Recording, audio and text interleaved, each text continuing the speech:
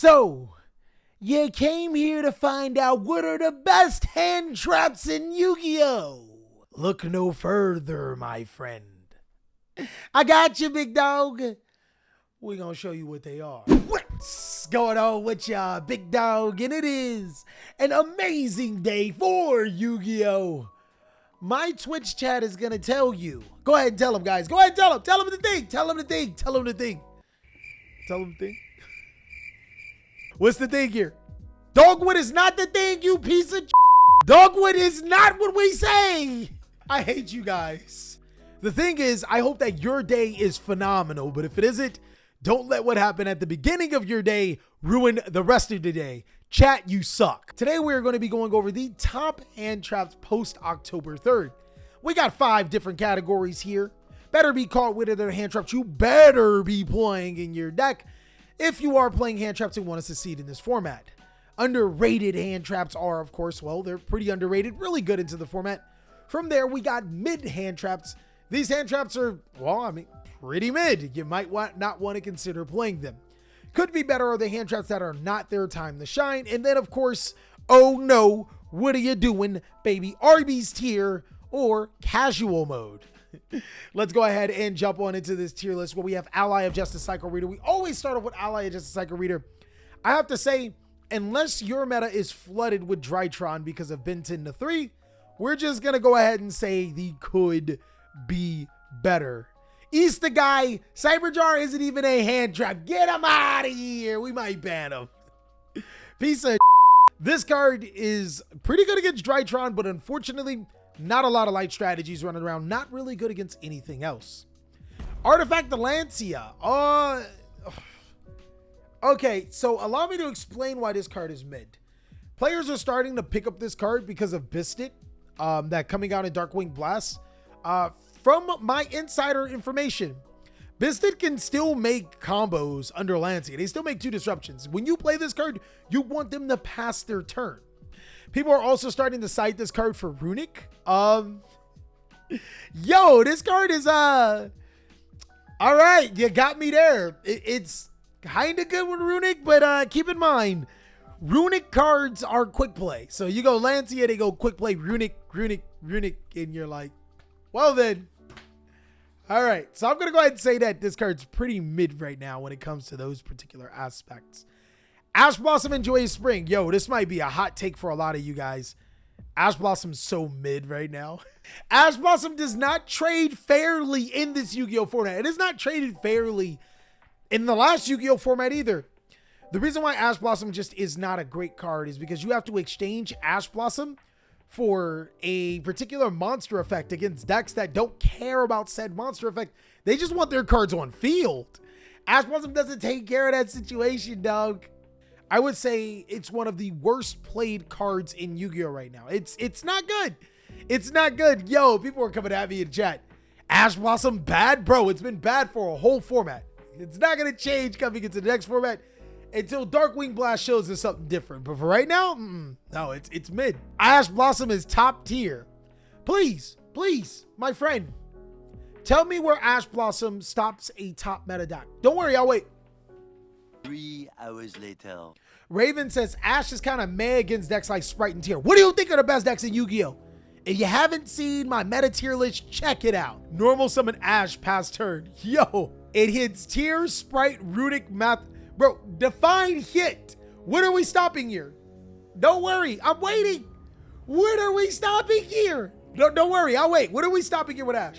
Summon Ash, Link into Hulkly. Oh, wait. Ash has more impact than my dad's belt. Well, if your dad's not there, then I guess it would. While chat tries to figure out a way where Ash is actually good in a particular situation, I mean, I guess stopping Curious, but by then they pretty much already comboed their ass off, right? So, yo, man says Ash stop Tier fusion effects, Runic Fountain's activation. Bro, it's not doing anything. Just say it's not doing anything. And that is exactly the difference between Yu-Gi-Oh! Players and really good Yu-Gi-Oh! Players. You have to objectively look at every single card you put in your deck and explain why it's a good card. If you can't do that, you probably should consider not taking it out. Ash Blossom is really only good against branded fusion, but as you know, that's not the format. So unless you guys are seeing a lot of branded fusion in your meta, it ain't it, dog. Chaos Hunter dies. Chaos Hunter is exactly what this card should be. The reason why I like Chaos Hunter so much is because it completely tears down Runic. In case you guys did not know, the Runic cards need to be able to banish in order to activate their effects. And Chaos Hunter says, you're not banishing anything, big dog. Such a great card in Yu-Gi-Oh! Right now. I think that is severely underrated if we start seeing Runic played a lot more. Thank you. Raven Ray said it best. Raven Ray said it best. As a current Owlsbath player, Ash does hurt. Yes, we know it hurts branded. It doesn't hurt Tear, Sprite, or Flunder. It doesn't hurt the top decks. Contact C, guys. We're officially here with Contact C. Oh no, what are you doing, baby? I mean, hold on. Thinking. Could it be good against Tearlet? Can't they could do something to it, right? Wait. It's not good against Sprite. They'll just link it off. Like, you're not doing well there. Flunder, I don't even know how you summoned it against Flunder. Yo, I think it's there. Bro, if I can figure out how this card collapsed Cheerleman. I feel like I'm missing a component, but I'm gonna keep it right here right now until I can figure out a component. Dama Mama, the Sword Swole Iris, I may say. Dama Mama is in a could be better category. I love how she can special summon herself to the side of the field with negated monsters, and players always negate this, negate that, negate this. So there's that. But to be honest, if you ever are resolving Sword Soul Iris in the TCG, you're probably already in a winning position, which means that this card is exactly win more. And you don't want win more cards. You want cards that can really help you steal the game when the time comes. DD Crow, guys, I'm going to put DD Crow in better be caught with it if you're running hand traps. Card's ridiculously good against Tier Limit. It's still really good against, it's actually even better against Sprite than ever before. It's good against Math Mech. This card is one of the best hand traps. If you guys are playing a hand trap, DD Crow just might be your hand trap. Dimensional Shifter, of course, if you can play Dimensional Shifter, you should be playing Dimensional Shifter, guys. Yo, go ahead and play Dimensional Shifter in your opponent. It is going to be a beautiful time for you if you can play it. Lots and lots of Sprite and Sprite, Fluenderies, and other decks are playing it just to be able to destroy tier limits because it does a really good job at that. Droll and Lockbird is so underrated, guys. Droll and Lockbird is ridiculously underrated. There are so many decks in Yu-Gi-Oh! That search a ton, guys. A ton. It is completely insane. I love that Droll and Lockbird is such a game-ending card against tier limit danger and decks alike. This card is ridiculous. So much searching in Yu-Gi-Oh! Droll and Lockbird can take advantage. Effect Baylor is really, really mid. The same problem that Ash Blossom suffers from, Effect Baylor does in itself. You can stop a monster, but you're not getting rid of the monster, and you open yourself up to more disruptions.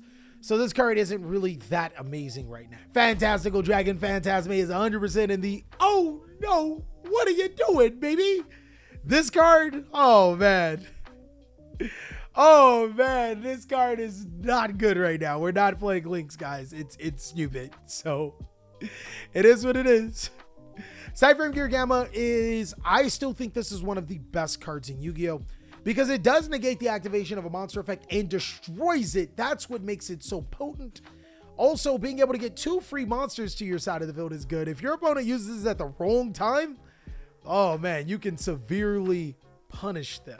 Ghost Ogre and Snow Rabbit, we're going to say in the could be better. Ghost Ogre and Snow Rabbit isn't necessarily in a great spot right now because there's no cards that remain face up on the field that we can destroy other than Pirulino, the tier limit field spell card.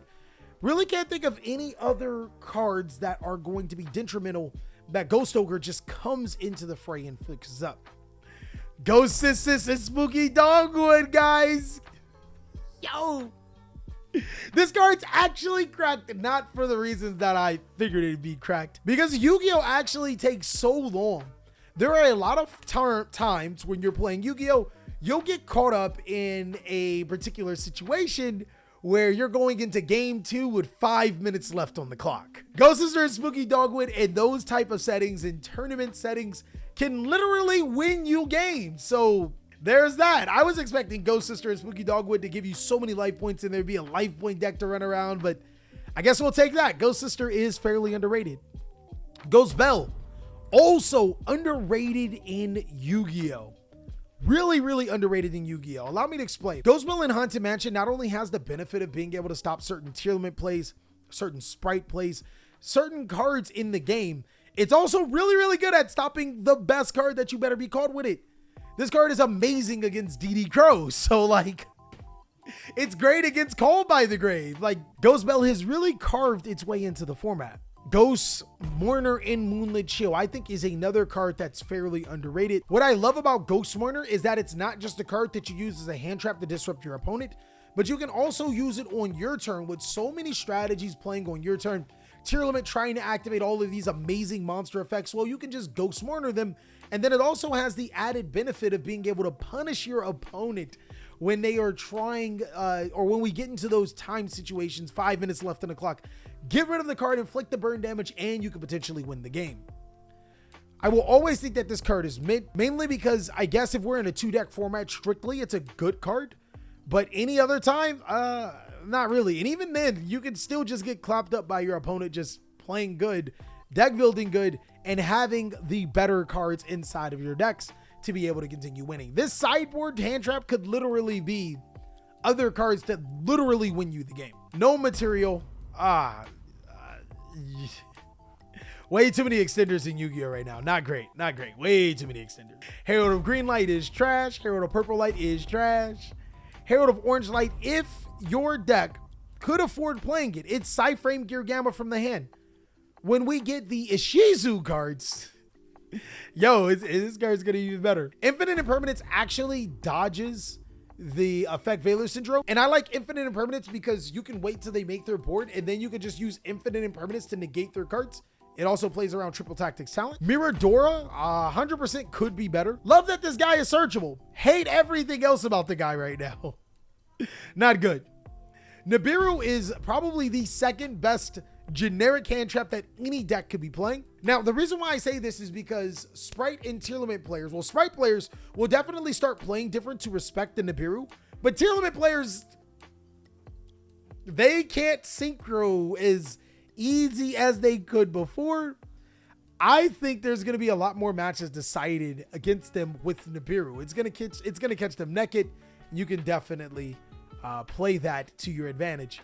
Again, tier limit players should be respecting Nibiru right now, but you know, you get the glue eaters that never do. Delta, not really good. Saravis, there is a good amount of targeting in Yu-Gi-Oh, but I'm going to put it in the could be better. Skullmeister, I'm going to say it's mid. It does have graveyard applications, but the problem with that is that we have Ghost Bell, which can stop DD Crow. Skullmeister can't.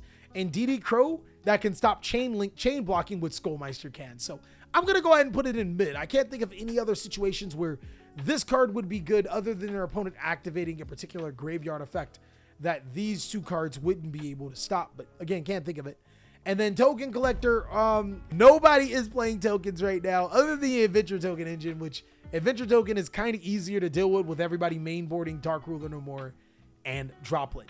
And that is all that I have for the hand trap tier list post October 2022.